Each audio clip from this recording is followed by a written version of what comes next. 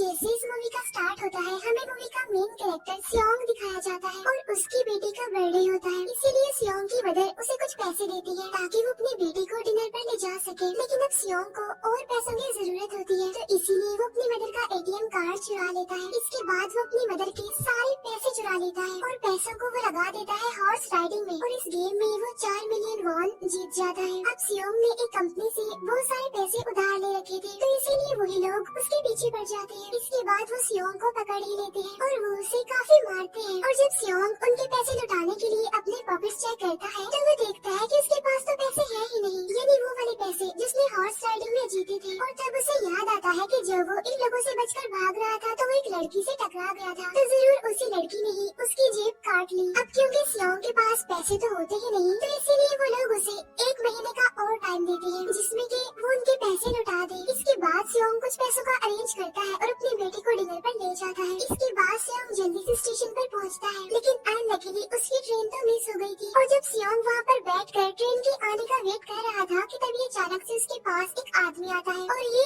Unknown person था, यानी सियोंग उसके बारे में कुछ नहीं जानता था। फिर वो अननोन पर्सन सियोंग को कहता है कि मैं तुम्हारे साथ एक गेम खेलना चाहता हूँ। वो सियोंग को कहता है कि अगर तुम इस गेम में जीत गए तो मैं तुम्हें 1 लाख वॉन दूंगा। तब इतने सारे पैसों का सुनकर सियोंग ये गेम खेलने के लिए एग्री हो जाता है। इसके बाद सियोंग काफी मार खाने के बाद ये गेम जीत जाता है, यानी वो 1 लाख वॉन हासिल कर लेता है। इसके बाद वो अननोन पर्सन सियोंग को एक कार्ड देता है ये कहते हुए कि अगर तुम और पैसे जीतना चाहते हो तो इस कार्ड पर जो नंबर लिखा हुआ है उस पर कांटेक्ट करना। इसके बाद सियोंग जब अपने घर जाता है तो उसकी मदर उसे कहती है कि तुम्हारी बेटी अगले साल अपने स्टेप फादर के साथ यूएस में शिफ्ट हो रही है। यहाँ पर हमें ये पता चलता है कि सियोंग की डिवोर्स हो गई है और उसकी वाइफ ने दूसरी शादी भी कर ली है। लेकिन सियोंग कभी भी ये नहीं चाहता था कि उसकी बेटी उससे दूर जाए, लेकिन उसे बहुत सारे पैसे चाहिए होते हैं अपने बेटी की कस्टडी वापस लेने के लिए, तो इसीलिए सियोंग उस कार्ड वाले नंबर पर कॉल करता है। इसके बाद सियोंग को एक गाड़ी में लाया जाता है जहाँ पर और भी लोग थे, लेकिन फिर उन सारे लोगों को बेहोश कर दिया जाता है। और जब उन सब लोगों की आँख खुलती है तो वो खुद को एक फैसिलिटी में पाते हैं जहाँ टोटल 456 लोग थे और वो वहाँ पर एज अ प्लेयर थे क्योंकि उन सबको एक यूनिफॉर्म भी पहनाया हुआ था। इस फैसिलिटी का होस्ट यानी लीडर एक आदमी था जो कि फ्रंट मैन था वहाँ पर और वो सब पर नजर रख रहा था। अब यहाँ पर एक कॉमन चीज थी कि जितने भी लोगों को वहाँ पर लाया गया था उन सब ने कर्जे लिए हुए थे बहुत ज्यादा। सियोंग वहाँ पर प्लेयर नंबर 1 से मिलता है जो कि एक बूढ़ा आदमी था। उस बूढ़े आदमी को ब्रेन ट्यूमर था, यही वजह थी कि वो यहाँ पर आया था क्योंकि उसकी लाइफ तो वैसे भी खत्म ही होने वाली थी। इसके बाद वहाँ पर 2 प्लेयर्स जिनमें लड़की का नाम सैब्यूक और लड़के का नाम जैंग होता है उनके बीच फाइट होती है। अब यहाँ पर सैब्यूक वही लड़की थी जो सियोंग के पैसे लेकर भाग गई थी, यानी उसी ने उसकी जेब काटी थी। सियोंग तो उसे देखते ही पहचान लेता है, इसीलिए वो अपने पैसे मांगने के लिए उसके पास जाता है। तभी वहाँ पर कुछ गार्ड्स आ जाते हैं जिन्होंने पिंक कलर का यूनिफॉर्म पहना था और उनके फेस अच्छी तरह से कवर्ड थे। गार्ड्स उन सभी प्लेयर्स को बताते हैं कि तुम्हें यहाँ पर टोटल 6 गेम्स खेलनी होगी और जो इस गेम का विनर होगा उसे बहुत सारे पैसे मिलेंगे। इसके बाद उन सबसे एक कॉन्ट्रैक्ट पर साइन करवाया जाता है और इस कॉन्ट्रैक्ट के 3 मेन रूल्स थे। पहला रूल ये कि कोई भी प्लेयर अपनी मर्जी से गेम को छोड़कर नहीं जा सकता। दूसरा रूल ये होता है कि जो भी प्लेयर खेलने से मना करेगा तो उस प्लेयर को एलिमिनेट कर दिया जाएगा और उनके मुताबिक एलिमिनेट का मतलब क्या था ये तो हम आगे ही जानेंगे। गेम का तीसरा रूल ये था कि अगर मेजोरिटी इस गेम को खेलना नहीं चाहती तो वो इस गेम को छोड़कर जा सकते हैं। इसके बाद उन सबको गेम के लिए ले जाया जाता है। अब यहाँ पर सियोंग अपनी क्लासमेट सैंगू से भी मिलता है जो कि उसे बचपन से जानता था। सियोंग उसे वहाँ पर देखकर काफी हैरान होता है क्योंकि वो तो किसी बिजनेस के लिए आउट ऑफ कंट्री चला गया था। अब पहले गेम के लिए वहाँ पर एक काफी बड़ी डॉल थी और इस गेम का रूल काफी सिंपल था और वो ये था कि डॉल जब भी गाना गाएगी उन सबको आगे बढ़ना है और जैसे ही वो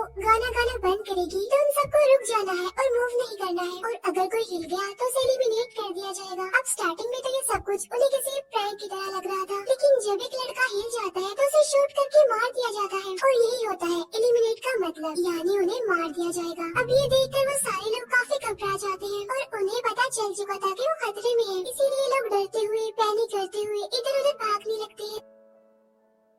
लेकिन अब क्योंकि गेम का रूल था इसीलिए जो भी हिलता है उसे मार दिया जाता है और जितने भी सर्वाइवर होते हैं वो किसी न किसी तरह इस गेम को कंप्लीट कर ही लेते हैं। लेकिन जो लोग मर जाते हैं उनकी डेड बॉडीज को वहाँ से ले जाया जाता है और अब 456 प्लेयर्स में से सिर्फ 255 ही रह गए थे। अब क्योंकि वो सारे प्लेयर्स इतना ज्यादा डर जाते हैं कि अब कोई भी गेम खेलना नहीं चाहता था। लेकिन जैसा कि रूल नंबर 3 था कि अगर मेजोरिटी चाहे तो वो ये गेम स्किप कर सकती है, तो इसीलिए उनका लीडर यानी फ्रंटमैन वोटिंग करवाता है। लेकिन इससे पहले उन्हें प्राइज मनी दिखाई जाती है, यानी जो विनर को मिलेगी। लेकिन इन केस अगर कोई गेम को छोड़कर चला जाएगा तो ये सारे पैसे मरे हुए प्लेयर्स की फैमिलीज को मिल जाएंगे और ये prize money total 45 billion won होती है। इसके बाद वोटिंग करवाई जाती है जिसमें मेजोरिटी इस गेम को खेलना नहीं चाहती थी, तो इसीलिए गेम को यहीं पर स्टॉप कर दिया जाता है। लेकिन अगर कभी फ्यूचर में वो लोग चाहे तो इस गेम को रीज्वाइन कर सकते हैं। इसके बाद सभी लोगों को उनके घरों पर छोड़ दिया जाता है। नेक्स्ट डे सियोंग पुलिस स्टेशन जाता है और वहाँ पर वो पुलिस को सारी बात बता देता है, लेकिन उन लोगों को सियोंग की बातों पर यकीन नहीं होता और उल्टा वो लोग उसे पागल समझने लग जाते हैं। इसके बाद सियोंग उन्हें वही वाला कार्ड दिखाता है, लेकिन हैरान कर देने वाली बात तो ये है कि उस पर जो नंबर था वो रॉन्ग था। इसके बाद सियोंग जब घर जाता है तो उसकी मदर वहाँ पर नहीं होती। उधर सियोंग का क्लासमेट सेंगू अपनी मदर को छुप कर देख रहा होता है और तभी वहाँ पर सियोंग भी आ जाता है। यहाँ पर सेंगू अपसेट होते हुए सियोंग को बताता है कि मेरे ऊपर 6 बिलियन का कर्ज है। वो बताता है कि मैंने क्लाइंट्स के पैसे लेकर स्टॉक मार्जिन में लगा दिए थे, लेकिन अनलकीली वो सारे पैसे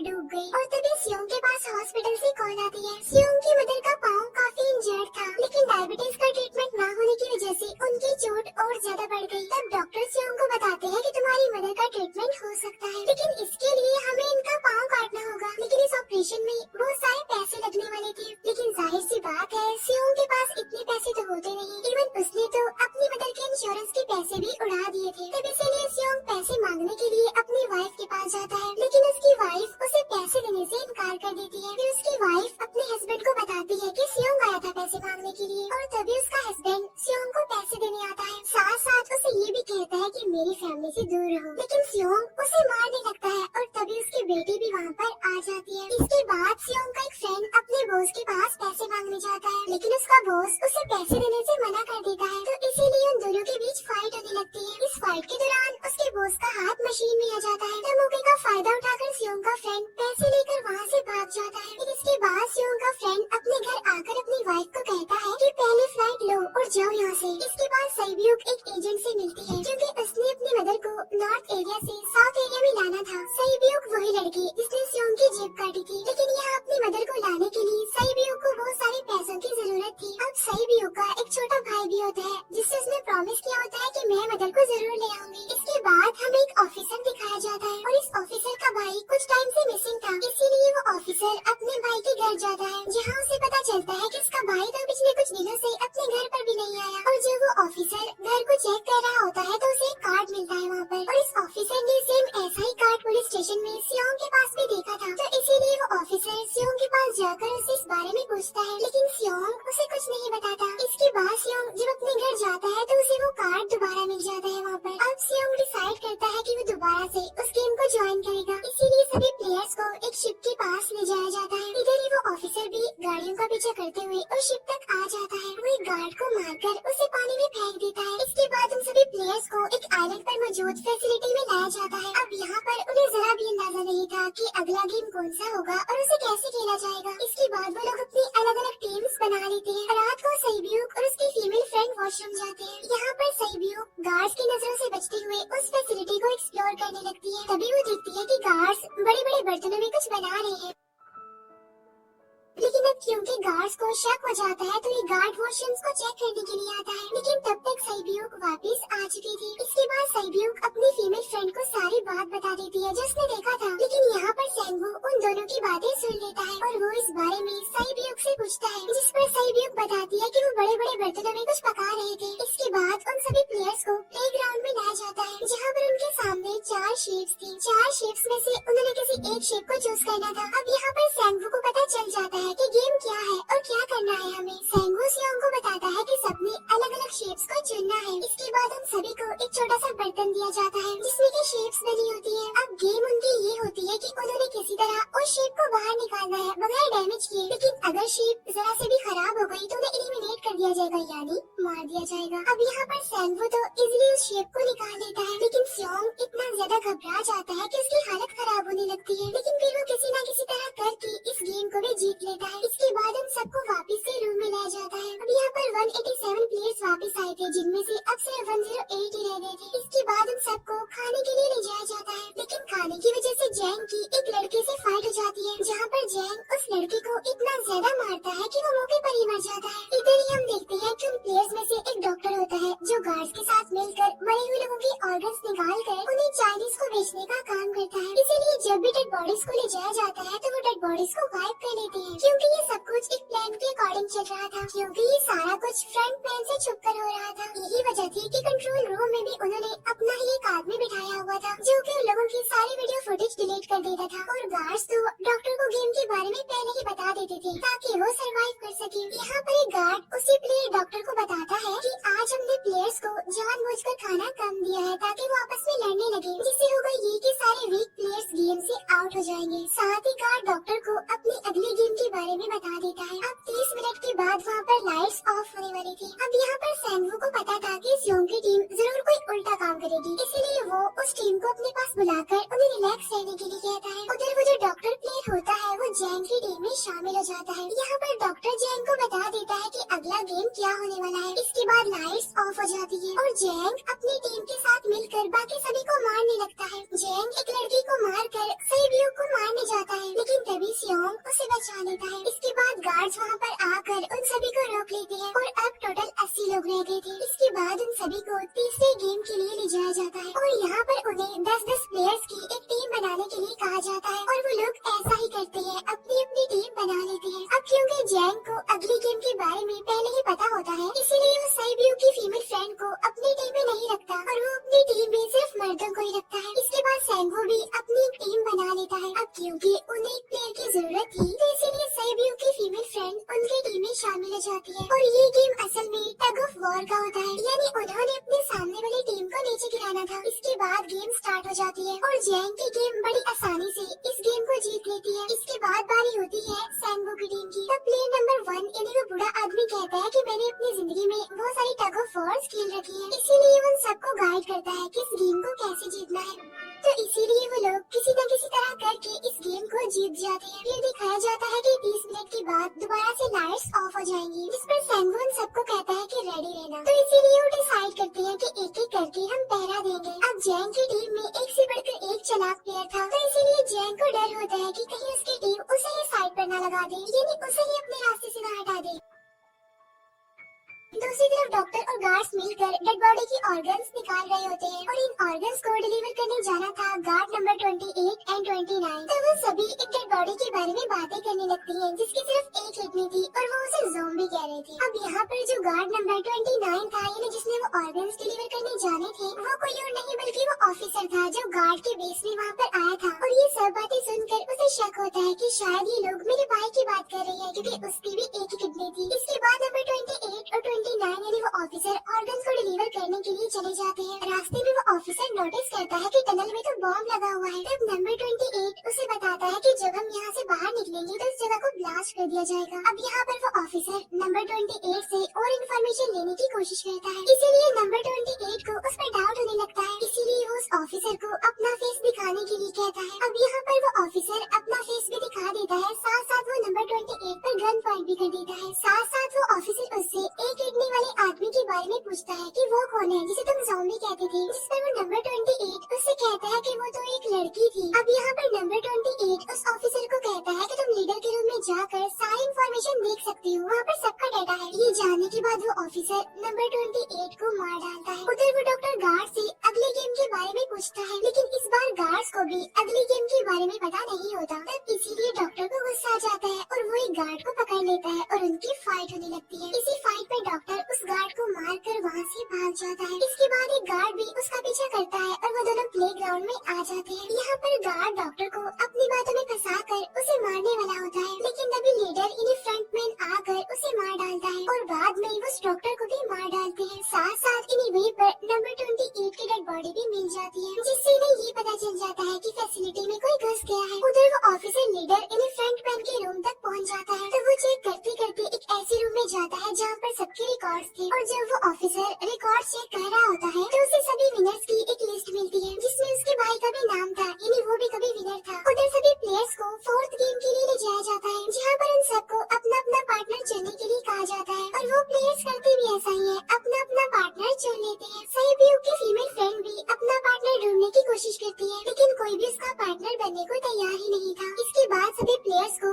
10-10 मार्बल्स दिए जाते हैं। असल में ये गेम ऐसी होती है कि एक प्लेयर को अपने पार्टनर से सारे मार्बल्स मार्बल्स लेनी होती है बगैर कोई जोर जबरदस्ती किए, और जो दूसरा पर्सन होगा यानी जिसके पास मार्बल्स नहीं होंगे उसे मार दिया जाएगा। फिर सेंगवू और सियोंग का फ्रेंड ऑड और इवन का गेम खेलते हैं जिसमें कि उन्होंने गेस करना था कि सामने वाले के हाथ में कितने मार्बल्स हैं। अब यहाँ पर सियोंग का फ्रेंड सेंगवू के सारे मार्बल्स जीत जाता है, जिसकी वजह से लास्ट में सेंगवू के पास सिर्फ एक ही मार्बल बचता है। अब क्योंकि सेंगवू को पता चल चुका था कि अब वो बच नहीं पाएगा, इसीलिए वो सियोंग के फ्रेंड को अपनी बातों में फंसाकर उसे ये यकीन दिलाता है कि अगर हम में से कोई भी हार गया तो हारे हुए लोगों का मैच दोबारा करवाया जाएगा। अब यहाँ पर सेंगवू धोखे से सियोंग के फ्रेंड के सारे मार्बल्स चेंज कर देता है। इसके बाद सेंगवू मार्बल्स लेकर गार्ड को दे देता है और वहाँ से बाहर चला जाता है। और जब सियोंग का फ्रेंड मार्बल्स चेक करता है तो वहाँ पर पत्थर होती है। उधर प्लेयर नंबर 1 यानी इस बूढ़े आदमी की हालत खराब हो रही थी, इसीलिए वो तो इधर उधर घूम रहा था, लेकिन सियोंग किसी तरह उसे खेलने के लिए एग्री कर लेता है। अब यहाँ पर वो दोनों यानी वो बूढ़ा आदमी और सियोंग भी इवन ऑड खेलते हैं। अब इनमें से वो बूढ़ा आदमी सियोंग के सारे मार्बल्स जीत जाता है, लेकिन लास्ट राउंड में वो बूढ़ा आदमी भूल जाता है कि उसने क्या चूज किया था। तो यहाँ पर सियोंग उसे बातों में फंसाकर उसके सारे मार्बल्स ले लेता है, लेकिन यकीन मानिए कि वो बूढ़ा आदमी काफी चालाक था।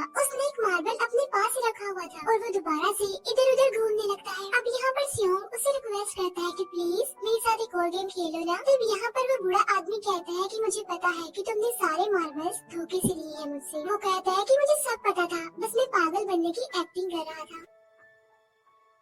तभी सुनकर सियोंग को उस पर तरस आ जाता है और वो उसे ही सारे मार्बल्स दे देता है। उसके बाद सैब्यूक और उसकी फीमेल फ्रेंड भी गेम खेल रही होती है। उनकी गेम ये होती है कि जो मार्बल्स को दीवार के ज्यादा करीब फेंकेगा वही जीतेगा। पहले सैब्यूक अपने मार्बल्स फेंकती है, लेकिन जब सैब्यूक की फ्रेंड की बारी आती है तो वो अपने सारे मार्बल्स फेंक देती है। लेकिन जब सैब्यूक ये देख लेती है तो वो अपने फ्रेंड को दोबारा फेंकने के लिए कहती है, जिस पर उसकी फ्रेंड कहती है कि नहीं सैब्यूक, मैं बिल्कुल अकेली हूँ, मेरे पीछे तो कोई भी नहीं है, लेकिन अगर तुम्हें कुछ हो गया तो ये अच्छी बात नहीं है, तुम्हारे पीछे तुम्हारा छोटा भाई है, तुम्हारा वेट कर रहा है। और इसी वजह से सैब्यूक की फ्रेंड को मार दिया जाता है। इसके बाद उन सबकी डेड बॉडीज को वहाँ से ले जाया जाता है। इसके बाद वो सब वापस से रूम में आ जाते हैं। यहाँ पर जैंग देखता है कि सैब्यूक की वो वाली फ्रेंड तो अभी तक जिंदा है, जो कि बड़ी आराम से बैठी हुई थी। अब यहाँ पर हमें पता चलता है कि सैब्यूक की ये वाली फ्रेंड जैंग की भी फ्रेंड थी, लेकिन अब क्योंकि उन दोनों के बीच किसी बात को लेकर क्लैश चल रहा था तो इसलिए जैंग की वो फ्रेंड उसे बुली करने लगती है। इसके बाद फ्रंटमैन को एक डेड बॉडी के पास उस ऑफिसर का आईडी कार्ड मिल जाता है। तभी फ्रंटमैन को पता चलता है कि उसके सारे वीआईपीज आ चुके हैं, तो इसीलिए फ्रंटमैन उन्हें लेने के लिए चला जाता है। फिर सारे वीआईपीज को उनके रूम में लाया जाता है। इसके बाद फ्रंटमैन वीआईपीज के आने के बारे में एक और आदमी को जाकर बताता है और यही आदमी मेन होता है। और ये कौन होता है हम ये आगे जानेंगे। फिर नेक्स्ट डे उन सबको 5वें गेम के लिए लाया जाता है, जहाँ पर 1 से लेकर 16 तक नंबर पड़े होते हैं और वो सभी प्लेयर्स अपना अपना नंबर ले लेते हैं। नंबर का मतलब ये था कि जो नंबर भी एक प्लेयर पर आएगा उसके मुताबिक ही उसकी बारी आएगी। अब यहाँ पर लास्ट में पहला और आखिरी नंबर रह जाता है, यानी 1 और 16। तो यहाँ पर सियोंग कंफ्यूज हो जाता है कि उसे कौन सा नंबर चूज करना चाहिए। अगर उसने पहला नंबर लिया तो वो फंसेगा और मरेगा, क्योंकि उसे नहीं पता कि गेम क्या है। और अगर लास्ट नंबर लेगा तो क्या पता उसकी बारी ही ना आए, टाइम कम रह जाए। और तभी वहाँ पर एक आदमी आ जाता है और वो सियोंग को कहता है कि मुझे पहला नंबर चाहिए, क्योंकि मैं अपनी जिंदगी में कभी भी फर्स्ट नंबर पर नहीं आया। फिर इसके बाद उन्हें गेमिंग रूम में लाया जाता है। अब इस गेम का रूल ये होता है कि दिए हुए टाइम में उन्हें ब्रिज की दूसरी साइड पर जाना है। अब इसके बीच में 2 तरह के ग्लास लगे होते हैं, एक तो होता है आम ग्लास और एक होता है टेम्पर्ड ग्लास। आम ग्लास पर पाँव रखते ही वो टूट जाएगा और वो लोग नीचे गिर जाएंगे। इसके बाद गेम स्टार्ट हो जाता है और वो लोग एक एक करके मरने लगते हैं। फिर एक टाइम ऐसा आता है जब जैंग सबके सामने होता है और वो आगे ही नहीं बढ़ रहा होता। अब उनके पास एक ही रास्ता था,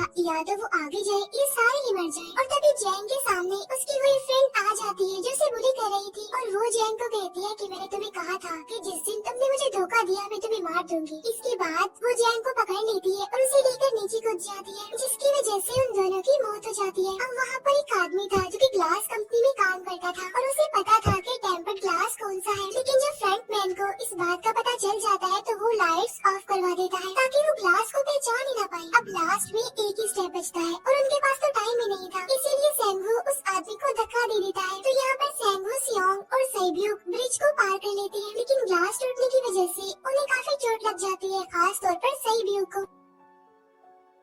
उधर उस ऑफिसर ने एक सर्वेंट को मारकर उसकी जगह खुद ले ली थी। अब एक वीआईपी को उस ऑफिसर पर शक होता है और वो उसे कहता है कि अपना मास्क रिमूव करो, लेकिन वो ऑफिसर कहता है कि ठीक है, लेकिन मैं अंदर जाकर अपना मास्क रिमूव करूंगा। इसके बाद वो ऑफिसर उस वीआईपी को लेकर अंदर चला जाता है। अंदर जाकर वो ऑफिसर उस वीआईपी को बेहोश कर देता है और इस बात का पता फ्रंट मैन को चल जाता है। इसीलिए फ्रंट मैन उसके पीछे जाता है और वो उस ऑफिसर को देख लेता है। इसीलिए वो ऑफिसर वहाँ से भागकर आई-9 पर आ जाता है। फ्रंट मैन भी उसका पीछा करते हुए वहाँ पर आ जाता है। अब यहाँ पर वो ऑफिसर अपने सीनियर्स को कॉल करने की कोशिश करता है, लेकिन कॉल कट हो जाती है। फिर वो ऑफिसर उन्हें सारे सबूत भेजता है, लेकिन वहाँ पर नेटवर्क नहीं था। इसके बाद फ्रंट मैन ऑफिसर को पकड़ लेता है और उसे उनके साथ चलने के लिए कहता है, लेकिन वो ऑफिसर तो उस फ्रंट मैन पर गोली चला देता है। इसके बाद फ्रंट मैन अपना मास्क उतार देता है तो वो ऑफिसर देखता है कि वहाँ पर कोई और नहीं बल्कि उसका अपना भाई है वो। इसके बाद ऑफिसर का भाई यानी फ्रंट मैन उसे शूट कर देता है और वो जाकर पानी में गिरता है। उधर ग्लास लगने की वजह से सैब्यू काफी इंजर्ड हो गई थी और उसका बहुत सारा खून भी बह रहा होता है। इसके बाद इन सर्वाइवर्स को डिनर के लिए ले जाया जाता है और उनके पास एक एक नाइफ भी रख दिया जाता है, मतलब रात में उन तीनों में से कोई भी एक दूसरे को मार देगा। तभी सियोंग नोटिस करता है कि सैब्यू की हालत काफी खराब है, इसीलिए वो सैब्यू को कहता है कि फिक्र मत करो, हम दोनों साथ हैं और इस गेम में हम दोनों मिलकर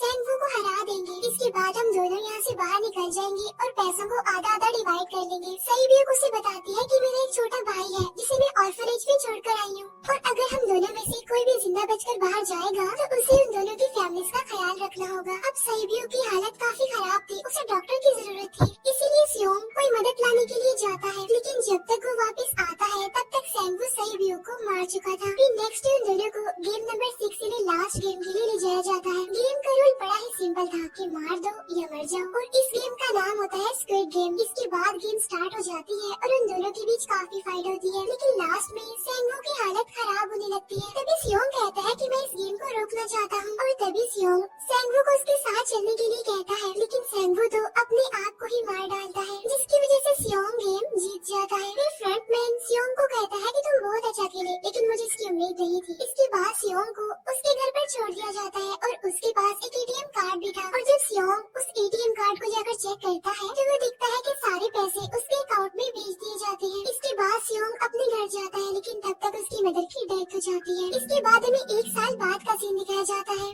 जहाँ पर हम देखते हैं कि सियोंग की हालत काफी खराब हो गई है, यानी वो काफी नशा करने लग गया है और उसने अब तक उन पैसों को हाथ तक नहीं लगाया। एक दिन एक फूल बेचने वाली औरत सियोंग के पास आती है और वो उसे सेम वैसा ही कार्ड देती है जिसमें एक एड्रेस लिखा हुआ था और फिर सियोंग उस एड्रेस पर जाता है, जहाँ पर उसे पता चलता है कि ये सारा किया धरा किसी और का नहीं बल्कि उस बूढ़े का है, प्लेयर नंबर 1 का, और वो अभी भी जिंदा है। यहाँ पर वो बूढ़ा आदमी सियोंग को बताता है कि मैं अपनी लाइफ से बोर हो चुका था और ये सारी गेम मैंने अपने क्लाइंट्स के साथ मिलकर बनाई ताकि मैं लोगों को मरता हुआ देखकर एंजॉय कर सकूं, लेकिन हाँ, हमने किसी को मजबूर नहीं किया था ऐसा करने के लिए और मैंने गेम में इसीलिए पार्टिसिपेट किया क्योंकि गेम देखने से ज्यादा उसे खेलने में मजा आता है। वो कहता है जो पैसे तुम्हारे पास है वो मेरे ही है और ये कहते ही उस बूढ़े आदमी की मौत हो जाती है। इसके बाद सियोंग सैब्यू के छोटे भाई के पास जाता है और उसे लेकर वो जाता है सेंगवू की मदर के पास और वो सेंगवू की मदर को कहता है कि इस बच्चे का ख्याल रखना, साथ साथ वो उसे एक बैग भी देता है जिसमें बहुत सारे पैसे होते हैं। इसके बाद सियोंग स्टेशन पर जाता है जहाँ पर उसे वही अननोन पर्सन मिलता है जो कि उसे मूवी के स्टार्ट में भी मिला था।